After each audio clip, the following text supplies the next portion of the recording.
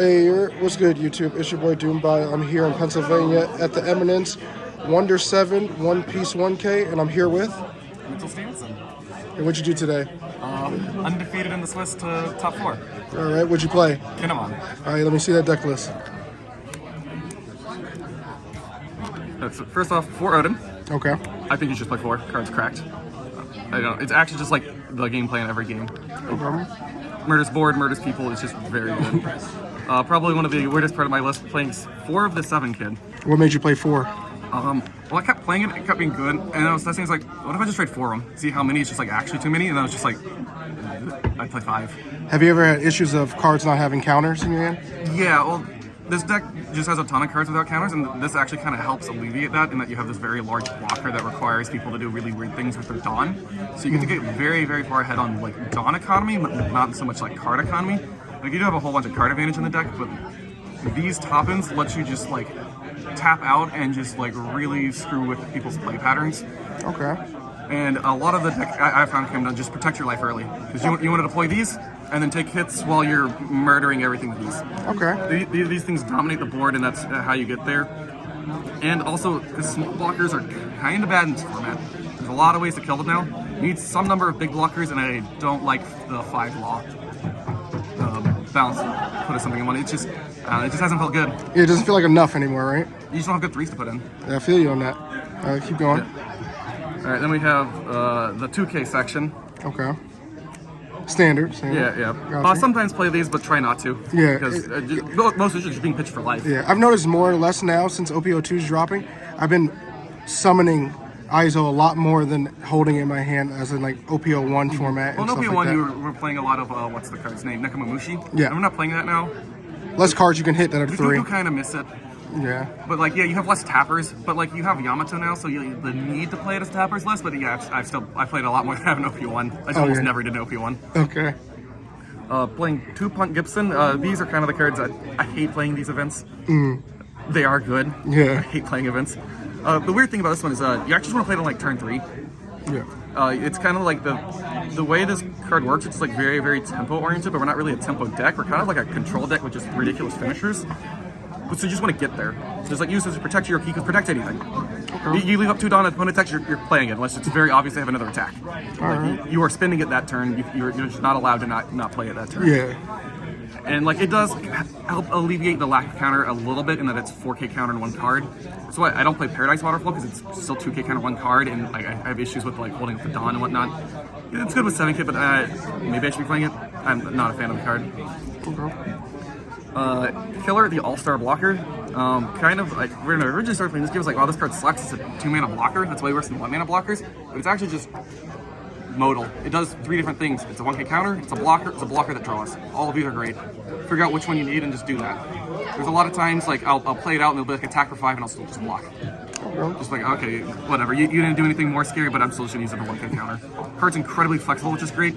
Still dies to everything, which is unfortunate. And we have Gang, or what is it, Beige? Beige. Sorry, I'm not a One Piece manga enjoyer. It's okay. It's okay. Down to 3, I really like 1-mana blockers because they're so efficient, but they're just so fragile in this format. And not having counter is a huge problem with the deck, so down to 3 of them. Playing 2 Toki, should maybe be playing more of these. I'm not entirely sure. It's nice that it has counter. It does sometimes not actually block because you're missing an Odin. Yeah.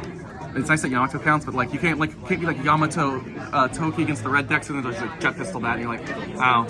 Yeah, I've noticed that same with like with black also. Like if they just get rid of the. Yeah, you just can't. Like if you have an Odin, like factual Odin out, you can do it, but like most of the time it's just being pitched as a counter. Okay. But like there's other matchups where it is actually just kind of great. And just having more 1-drop blockers when you need them is great. Playing 3 X-Drakes, I've waffled between 2 and 4 of these. These cards are either stellar or kind of mid. It's nice that it has counters, so we're actually like allowed to run them, because I think you actually just cannot run more cards without counter on them in this deck. And like when you play this card, you play it on like turn 5, 6 Dawn.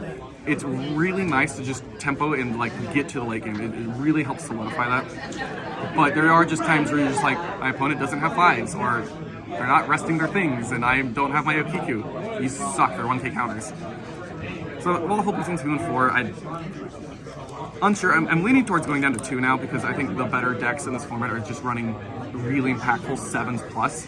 Like, I think those are kind of what matter, 6, 7 pluses, like the Luffys, the Ivankovs, the blue Luffy, and the 5 rush Luffy, and the Ace, and the Whitebeard. Like all of those just feel really impactful. It doesn't do anything to those, but it does help bridge the gap, which is really nice. And then we have a huge card advantage suite. I'm a big fan of 4 Rises. I like the card. Maybe 4 is too many. But just these just help bridge the gap. The best thing about playing the Searchers is they kind of function as like love beams. You find a card, it takes a hit, and you didn't take the hit. That's great. Do that play pattern all the time, and then they put immense pressure on people to actually constantly clear the board. I think you should just play 8. Like, the Bonnie sucks. It does not grab good cards, but it grabs more cards, and that's good enough. 2K is probably its best job. Yeah, so sometimes there's like the leader like, great. Yeah. That's not my face. I'm okay with that. And then the Raizo is nice because it actually has power, and actually you can actually hit things with it while drawing cards, and you can grab it off Odin. So like there's a non-zero number of times like play against Kaido, they kill your things like grab Raizo, keep the cards flowing, because eventually you do just kind of outcard them. And so the huge card advantage suite does just like let you stay alive, get to the big impactful 7-8 drops, and just have the actual backup with them.